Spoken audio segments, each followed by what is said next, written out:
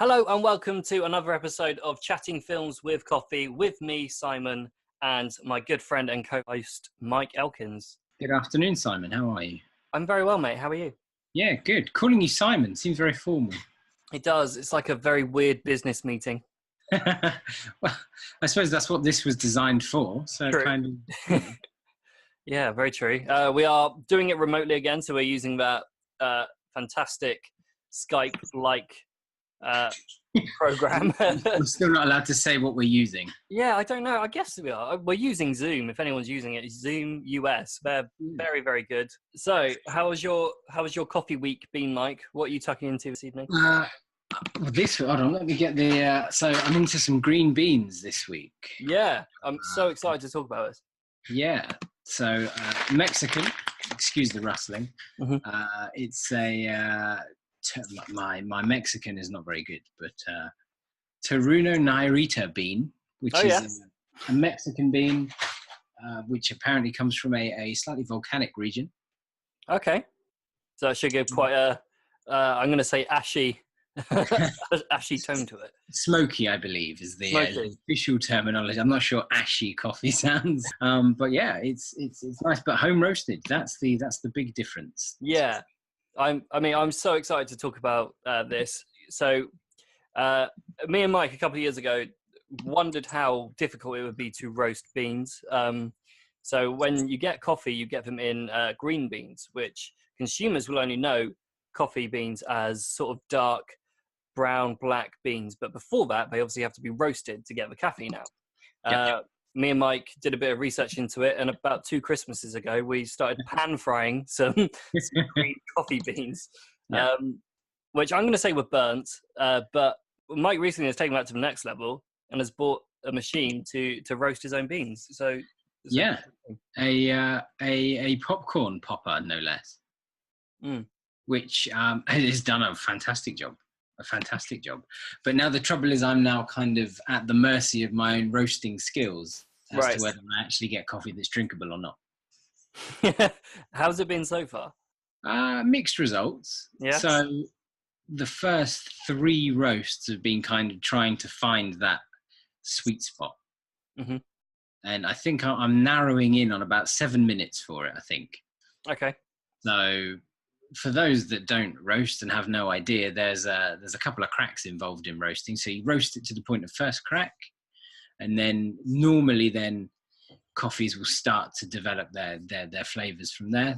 The closer to the first crack it is, the more acidic the coffee. The further away from the first crack towards what's called a second crack, the more bitter the coffee tends to be. So the coffee that people get in supermarkets are like second crack and beyond, which is why they're super bitter. This one, the first time, it was so acidic. It was like, I don't know, it was like the worst grapefruit in the world. But it was only like the top quarter of the cup was really acidic. Right. And then it got sweeter the further in. It was the further I got into the drink, but it wasn't particularly pleasant. And the second one was to the point of, I think I almost caught fire. The beans were, there was burn marks and all sorts. So yeah, we're getting there, but it's good fun. Does it smell as nice as I'm expecting it to smell? It does, yeah. It makes the house smell like coffee, which is good. But it does covers the kitchen in chaff. So the leaf-like covering off the bean just flies everywhere. You can't do anything about that. But yeah, it was like 20 quid off Amazon, and best coffee-based investment I've probably made since the AeroPress, of course. But I was going to say, aside from our friends at AeroPress. Yeah. In terms of the actual crack, it's a genuine cracking, like really loud. Like I think the first crack sort of came in at about 3 minutes. Okay. And I had no idea really what I was listening out for, but yeah, it was a definite kind of, a bit like if you've ever popped popcorn. It's that kind of initial kind of burst of they're all just going nuts. The second crack, not quite so obvious, but I was kind of expecting them all to go really close together, but they didn't. They were sort of cracking over a 2-minute period, right? Which I think is maybe the downfall to the popcorn popper. You don't have control over the temperature. Mm. So you maybe get some beans. You don't get the most even roast, but I'm not going to complain. It's my first attempt, and I'm not really in a position to go and spend $5,000 on a home roasting machine. Just leave it in the garden. Just Yeah. Yes. Yeah. when you're not roasting coffee, you could turn it into the biggest barbecue. Yeah. Yeah. Just bung everything into this massive sort of gyrating bin. Well, it's such an art, isn't it, to actually get coffee in its natural form and then to produce something that is as delicious as what we're used to doing. So roasting of a coffee is the most important element of the whole coffee process. Obviously, then it comes down to the people who are making the coffee and understanding what people like from their coffee and how it should be tasting. But obviously, if the original roast is useless and you've got nothing there, so it's very ambitious of you to start trying to roast at home. I did say to Beth that I will be attempting to buy a popcorn maker at some point as well. Probably when we move out. So yeah, no, it's good, and I would strongly suggest, if you enjoy your coffee, I think it's probably the next step. Once you've got your actual making of the coffee down, the roasting is kind of the next stage, and apparently it's becoming more and more popular. People doing it at home. Quickly on the last coffee thing, Mike, what are you drinking this evening? Is it one of yours or is it? I'm having one of these Teruno Nairita. Yeah, that's fantastic. Yeah, taken slightly closer to the second crack this time round. Okay. So this is, maybe it's a slightly bit too bitter for me, but the flavour's there. The cooler the cup gets, it's a nice flavour. Quite sweet. Well, that's good. I love me a sweet coffee. I've gone full-blown Colombian from a company called Redemption Roasters. I want to give them a really interesting shout out, actually. So basically, Redemption, they train prisoners to roast coffee beans for them. So they have a skill for when they are released, they can then apply to work in roasteries and within the coffee industry, which I thought was a very, very cool idea, a very unique angle, and it's a really nice coffee. That's really cool. Yeah, that's our coffee chat. Onto the films, I guess. That's what we're here for. So apologies, it has been a while since we last spoke. In about the 3 to 4 weeks that we haven't spoken, I've been on holiday and I've just come back from filming something which I can't really talk about, so we'll ignore that. But I do want to say thank you for listening and tuning in after a good 3 or 4 weeks. But in that time, I have managed to watch a film that is released now. It's called King of Thieves. So why don't you go and put the kettle on or something? It's not a great link, really, was it? Nah, why not? So, King of Thieves. What do you know about it, Mike? Not masses. Obviously, the Hatton Garden robbery. Mm-hmm. So based on a true story. I don't know how accurately based on a true story we're talking, but decent cast. Michael Caine, Michael Gambon, I believe. Yeah. Yeah, Jim Broadbent, Ray Winstone. So yeah, Paul Whitehouse as well, isn't it? Paul Whitehouse is in there, I think. Somewhere. It is. Who I believe he's one of your favourite actors, isn't he? I enjoy Paul Whitehouse. Yeah, I do. Not necessarily seen him in something of this nature before, mainly from the Far Show. So it'll be interesting to see how he compares. Well, it is nice to see him do a straighter role, which I'll get into. But to be honest, you've hit the nail on the head, mate. It is about the true story of the Hatton Garden heist that happened in 2015, so literally 3 years ago. And it was masterminded by a group of men in their 60s and 70s. And for people who don't know, Hatton Garden is a very, very illustrious part of London with basically jewellery shops and diamonds galore, essentially. And there was a group of men in their 60s and 70s who, a couple of years ago, robbed it. There was a specific shop. They kind of threw caution to the wind and undertook something which not a huge amount of men in their 60s and 70s could do. It's produced by the people who brought us The Darkest Hour and Legend. And it's directed by Oscar-winning director James Marsh. So you'd think that these guys... 2 great films, yeah. Exactly, like perfect for a story of this nature, shall we say. Yeah. So that's basically a little bit about the film. The film starts off with Michael Caine's character, Brian Reader, meeting his wife and reminiscing about how they met, the good old days, etc., and chatting about his rather dodgy career in the gold industry. When his wife sadly passes away very early on in the film, Reader faces the harsh reality of spending the rest of his life on his own, but still harboring a burning desire to keep himself busy. Busy in speech marks. As the film continues, we are introduced to Reader's dodgy associates and friends, with Jim Broadbent, Tom Courtenay, and Ray Winstone's characters all talking passionately about how keen they are to take on one last job and one last heist with Hatton Garden. Reader seems hesitant at first, but when a younger crook in Charlie Cox and another of Reed's slim and skinny associates in Paul Whitehouse come on board to deal with the technical and physical elements of the heist, the wheels are set in motion and the heist is on. So, a plot about a group of older crooks taking on one of the most ambitious and biggest robberies in UK history. It shouldn't be a huge surprise that the film is funny and wonderfully weird and charming, but not in the traditional sense. There are plenty of laughs and lots of swipes aimed at the age of the crooks, malfunctioning hearing aids and toilet troubles, for example.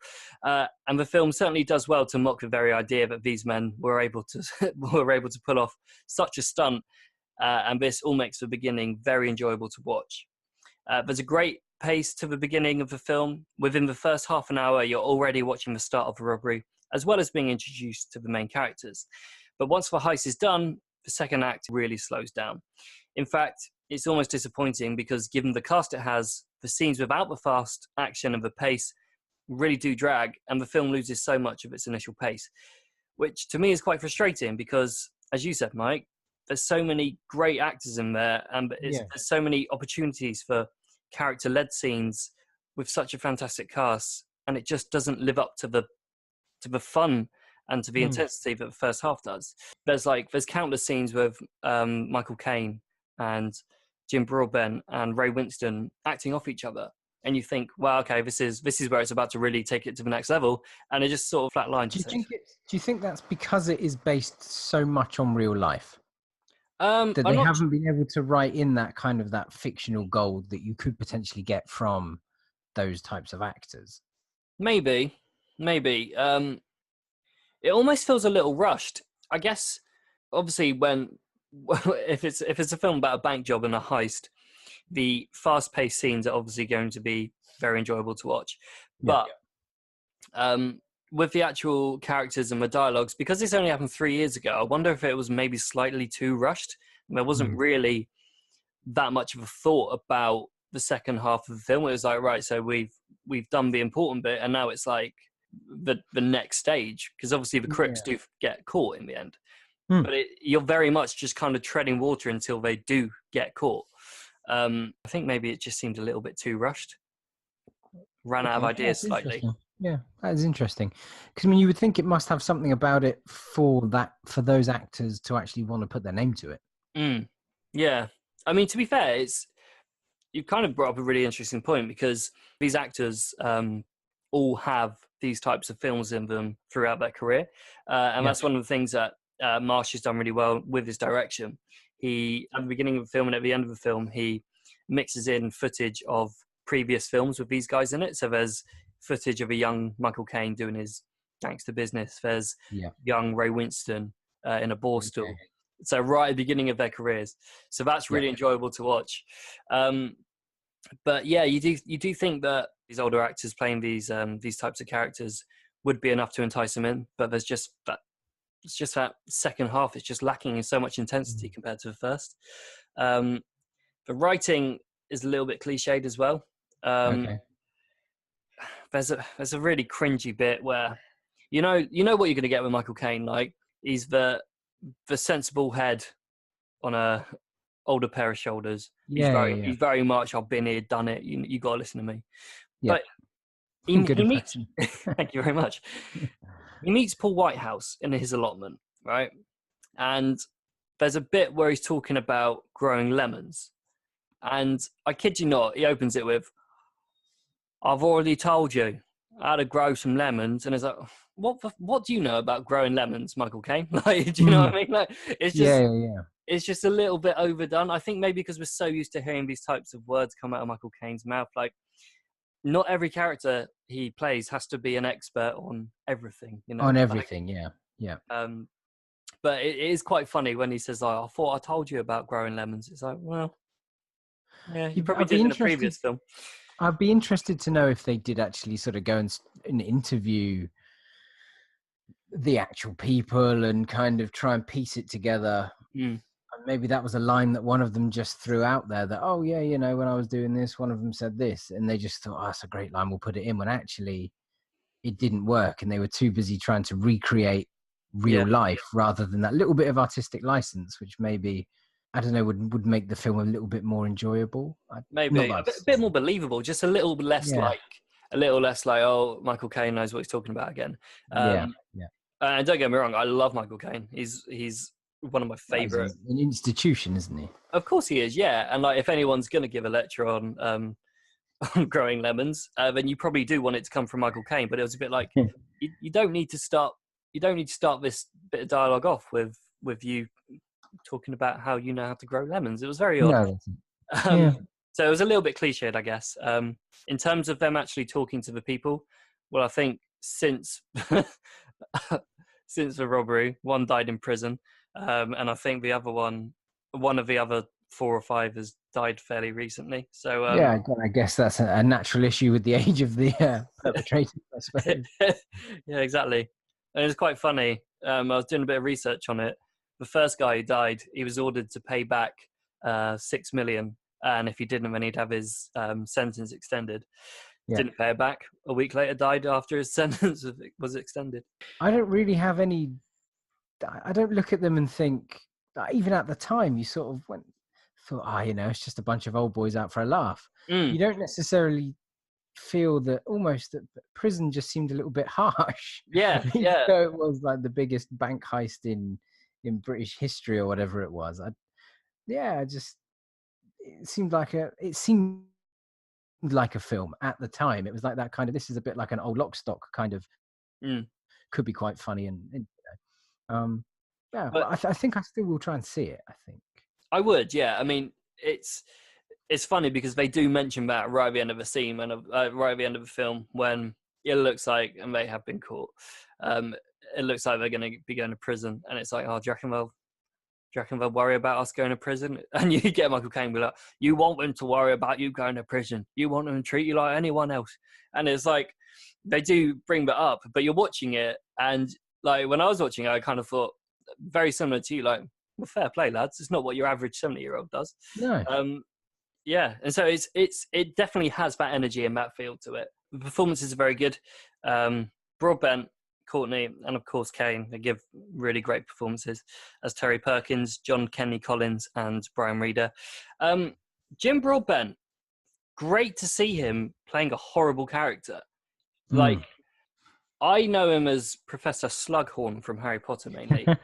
Kind of like a bumbling old Luther the man. Really genuinely quite horrible in this. Drops a C-bomb. Really? Yeah. Wow, that's always a shock for a 70-year-old man to come out with. Yeah. I'm probably doing him a disservice. I don't think he's 70, but a man in his elderly years to drop that on you. So his performance is really good, genuinely terrifying, really, really nice to see. Charlie Cox gives something of an understated performance as Basil, who he's the younger crook. He clearly doesn't feel comfortable mingling with the likes of Ray Winstone, Jim Broadbent, and Michael Caine. There's quite an awkwardness about him, which works really well. And obviously, any scene with Michael Caine is very, very enjoyable, apart from the lemon tree issue. I would have liked to see a bit more from Winston and Whitehouse, especially the latter, because with Whitehouse, he's there and he's an integral part of the heist. But I'm not going to give too much away. But he goes away, shall we say? And so you don't really see him until the end. And he doesn't have a huge amount of lines, but he's very enjoyable to watch. As is Ray Winstone, who is really funny in it. You don't associate Ray Winstone with being funny. Nice to see Jim Broadbent being a little bit more meaner, and nice to see Ray Winstone being a little bit more comical than he has been. I mean, some of his original kind of like the first films that I really started to see him in, some of his old gangster films. I'm just trying to think what they were called. I think it was Love, Honor and Obey, one of them. Right. Sexy Beast is another. Sexy Beast, great film. and other characters had the funny element. It was never him. So yeah, no, that is an interesting one to see. I'd be intrigued to see how he plays that. It's really nice to see, actually. Like, he could have just said, all right, just do your Ray Winstone typical thing, but like he's a proper charming Cockney geezer, calls people governor, has a bit of a laugh. He does a headstand at one point. Okay. Quite early on. Quite interesting to see Ray Winstone doing a headstand. Does he do his own stunts? I couldn't have thought so. But no, his performance is wonderful, as is Michael Gambon. Who plays, I think he must have about 5 lines in the whole thing. He plays a character called Billy the Fish. Of course. He's a fish driver. A man who drives fish. Yes, precisely. So he's got a fish man. A fish man, yeah. Really funny in it. Like I said, has about 5 lines during the whole thing. It was a really nice older bromance between him and Tom Courtenay's character. And honestly, if you are going to go watch it, you'll be very, very happy with Michael Gambon's performance, just because he looks away with the fairies for most of it, and it's really, really funny. Yeah. I'd say in terms of the direction, there are plenty of things that Marsh does really well, including the footage I mentioned earlier of mixing some of their younger performances with where they are now. But honestly, like, the lack of pace in the second half and just like the lack of subtlety and originality in the writing really, really lets the film down. But mate, the pace just like it flatlines after the first act. So overall, I would say King of Thieves is a very safe, enjoyable film with plenty of laughs. And the best way I can describe it is it's exactly the type of film you want to go and watch with your dad. Okay, so what are we saying out of 5? 3 out of 5. 3 out of 5. So that's not bad. No, it's not a bad film. It's a really enjoyable film. But it could have been better. Absolutely, yeah. And it's almost disappointing at how good it could have been, given how well it starts off. It's out in cinemas now. I'm giving it a 3 out of 5, and I would definitely recommend going to see it, possibly with your dad if you are able to. Yeah.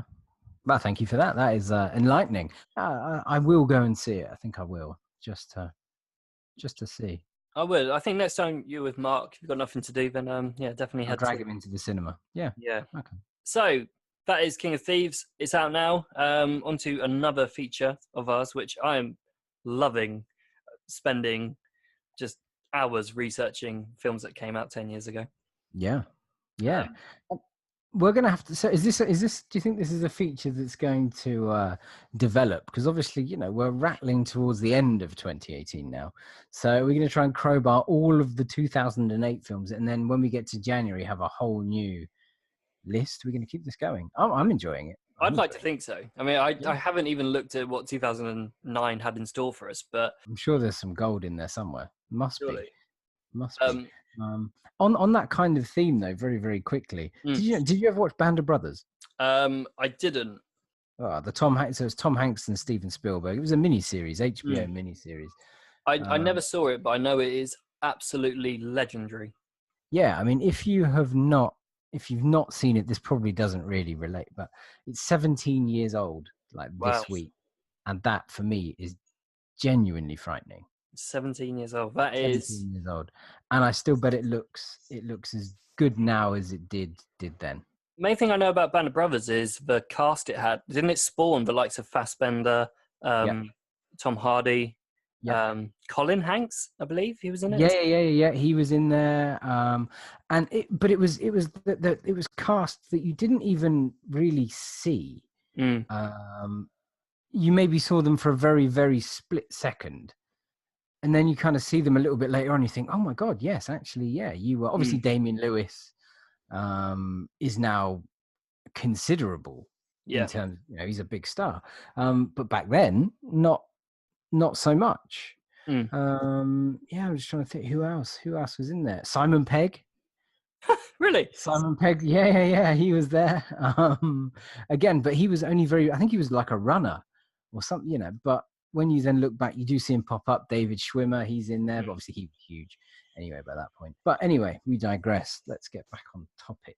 So 2008. So what did we last time up was Batman, The Dark Knight and Pineapple Express.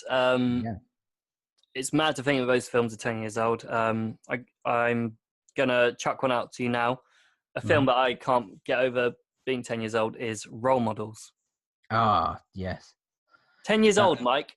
I know, scary, isn't it? Very, very scary.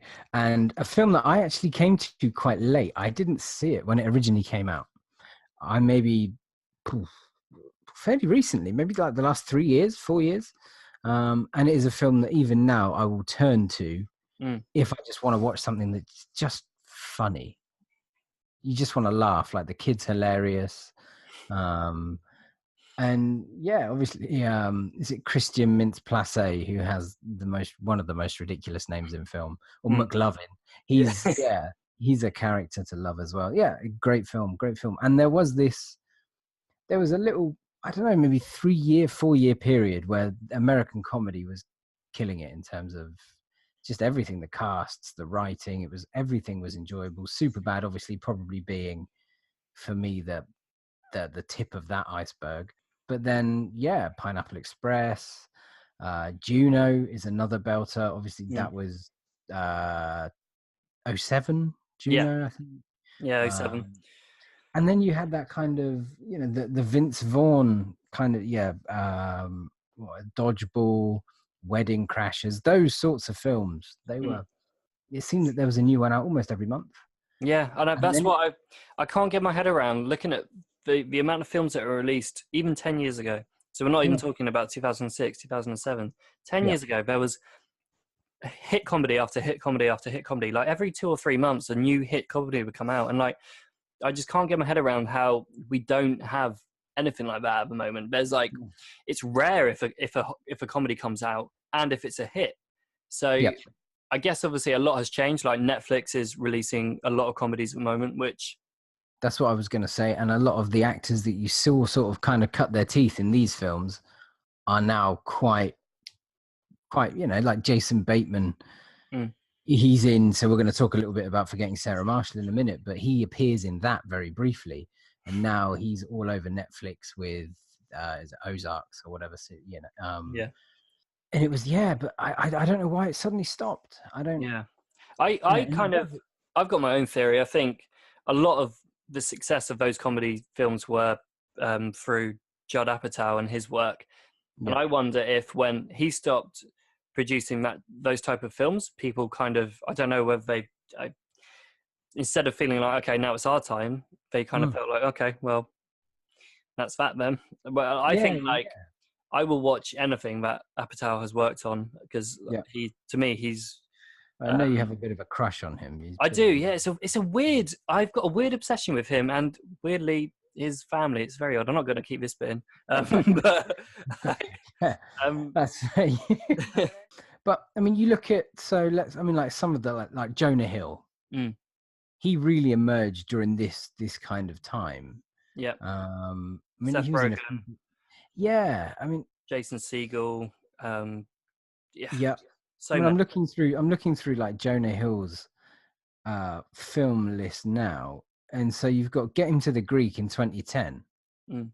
After that, it's a very definite shift in. So you're then going to TV. 21 Jump Street, was good and was kind of along those lines, but there's a lot more seriousness. Wolf of Wall Street. It's as if they said, "Okay, cool, we've had our fun, and now we need to do that kind of that serious stuff, or we need to avoid trying to be typecasted and kind of move away from everything." I do get it from their point of view. It's like, okay, like you said, we people know I can do comedy.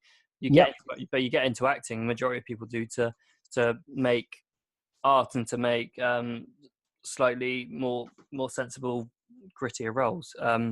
Which why not? I mean, sure, you want to try and push yourself a bit further. I mean, I guess it was the kind of peak of some people's career, like Owen Wilson, for example. He kind of Wedding Crashers and stuff like that made him. Without these films, I'm not sure Owen Wilson would be someone we'd necessarily be talking about. Yeah, exactly.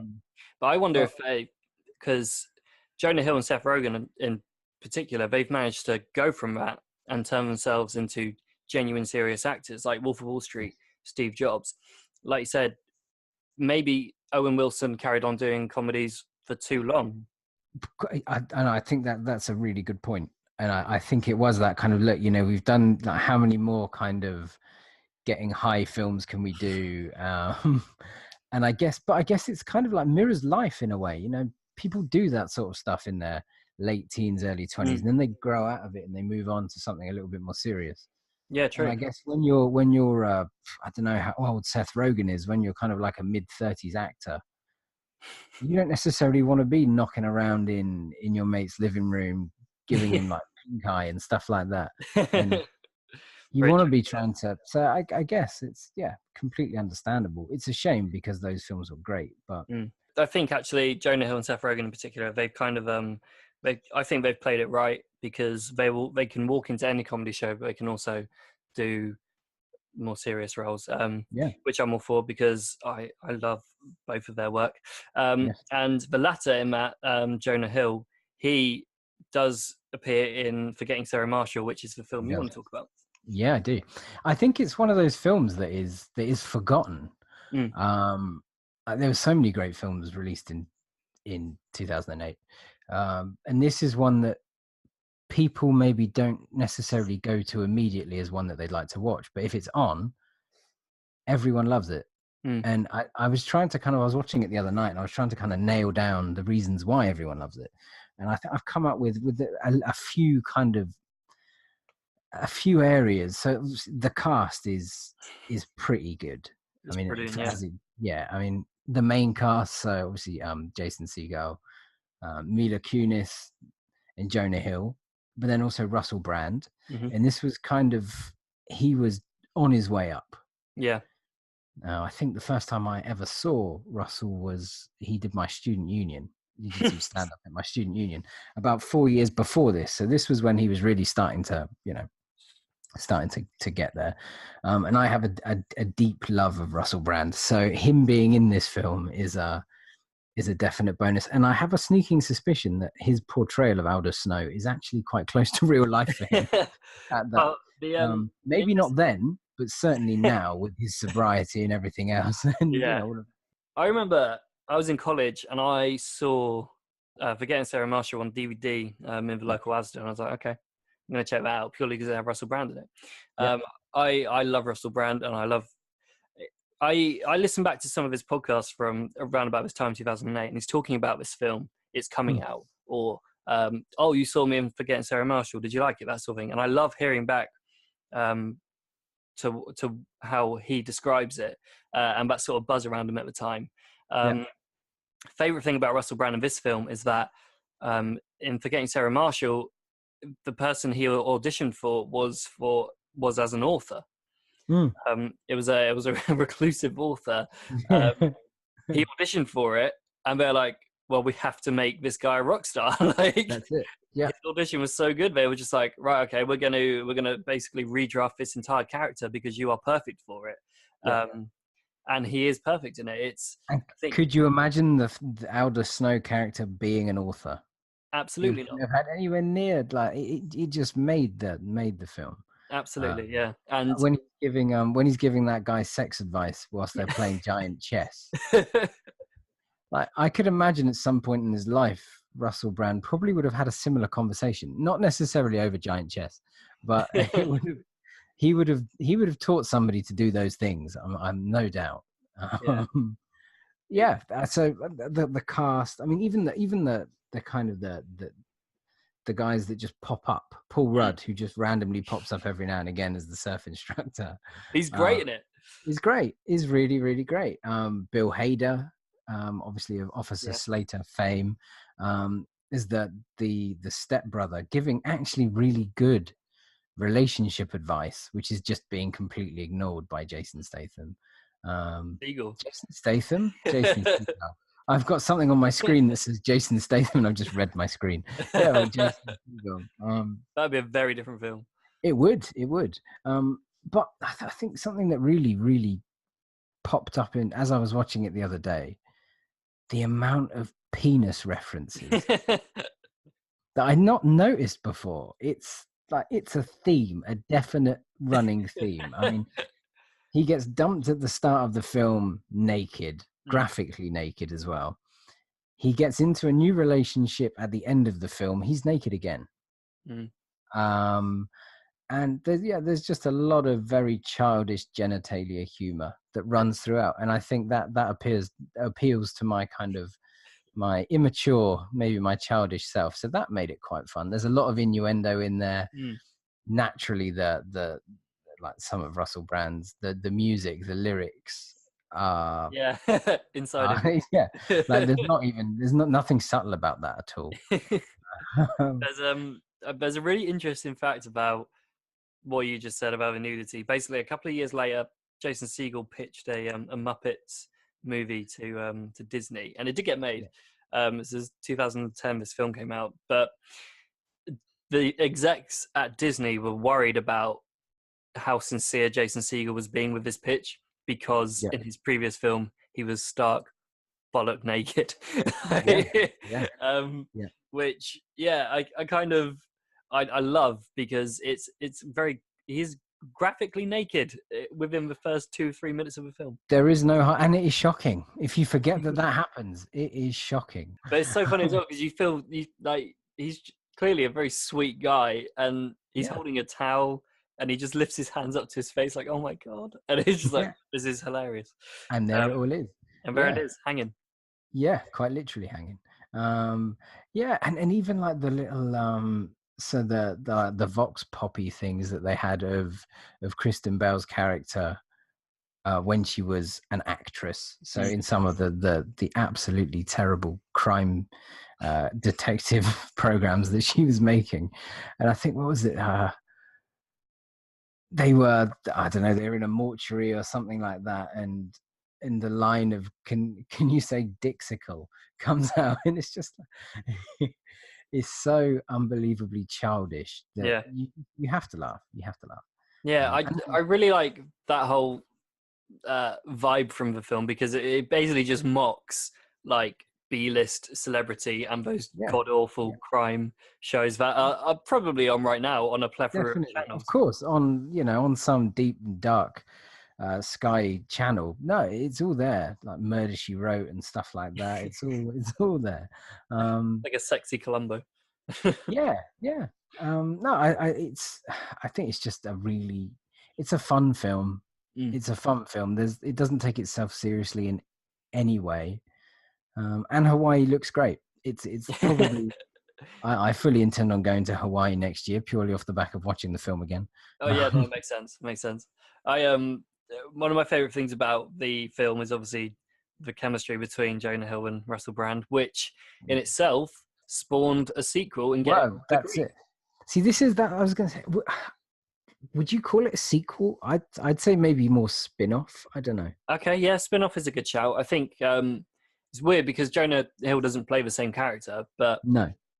So it probably can't be a sequel. But yeah, the spin-off is a great way to describe it, which in itself is a great film. It's also a really good film.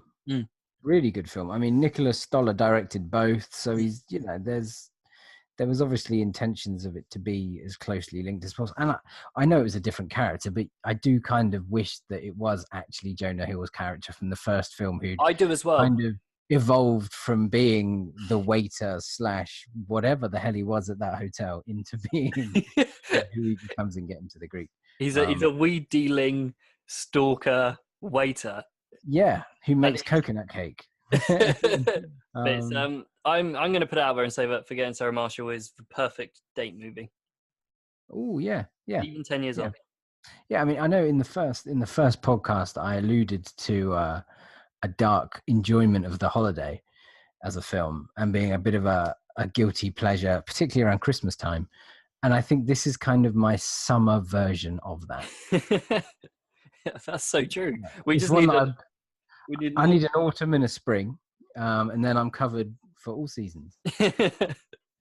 Well, if you've got any ideas on what these films could be, then obviously let us know. Just tweet us.